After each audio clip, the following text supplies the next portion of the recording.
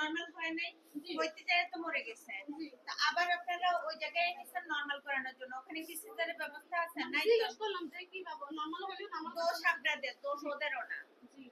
বুঝছেন, দোষ আপনাদের। আপনারা হচ্ছে জায়গা মতো না গিয়ে হচ্ছে ওখানে গিয়ে ব্যথা উঠেছেন, ইচ্ছাকৃত ব্যথা উঠেছেন। এখন ব্যথা রোগী সহ্য করতে পারে না, রোগী এরকম করতেছে।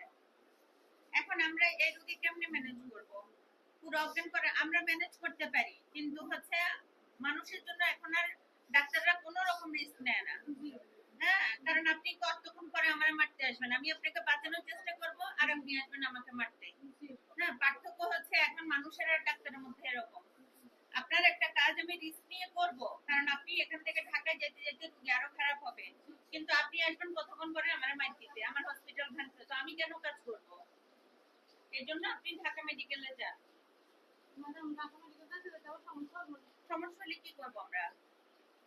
আমরা তো এটা এই ও যেরকম করতেছে এরকম হচ্ছে অস্থিরতা, হাত পা হচ্ছে বাঁকা করে ফেলে, তারপরে হচ্ছে ও হচ্ছে চোখ একটা বাইর করে এতটুকু করে, ও জিহ্বা বাইর করে এতটুকু করে, যদিও ওর প্রেসার পালস সবই ভালো আছে, টেম্পারেচার ওর হালকা একটু সমস্যা পাইতেছি আমরা, যেটা হচ্ছে ওর শরীরে ইনফেকশন থাকতে পারে।